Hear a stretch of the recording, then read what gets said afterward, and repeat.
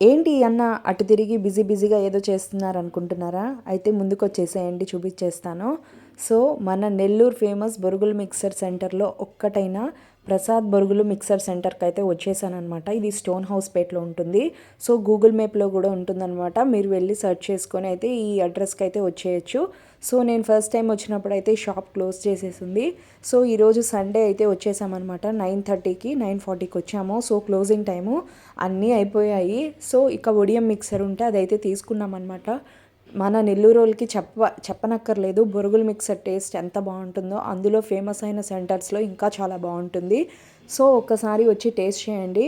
నాకైతే ఇక్కడ పర్టికులర్గా ఏం నచ్చిందంటే ప్రతి ఒక్క బైట్కి మనకి వేరుశనగ పప్పు వస్తుంది. అది చాలా చాలా టేస్టీగా ఉండింది. సో, కాస్ట్ కూడా చాలా తక్కువ, క్వాంటిటీ కూడా బాగానే వచ్చిందనమాట. 30 రూపీస్కి ఇంత మంచి క్వాంటిటీ వచ్చిందనమాట. టేస్ట్ కూడా చాలా బాగుంది. కాకపోతే ఈ అన్న స్ట్రాటజీ చాలా బాగుందనమాట. బొరుగులు మిక్సర్ అంటే ఒక బండి పెట్టుకొని నిలుచొని చేస్తూ ఉంటారు. సో, అలా కాకుండా ఈ అన్న ఒక చైర్ వేసుకొని కూర్చొని బొరుగులు మిక్సర్ అయితే చేస్తూ ఉన్నారు. సో, అది కూడా వెరైటీగా ఉంటుందన్నమాట. ఇది కూడా మార్కెటింగ్ స్ట్రాటజీ లాగా వెరైటీగా. సో, ఇలాగా వెరైటీ చేస్తూ ఉంటే జనాలు అనేది బాగా అట్రాక్ట్ అవుతూ ఉంటారు.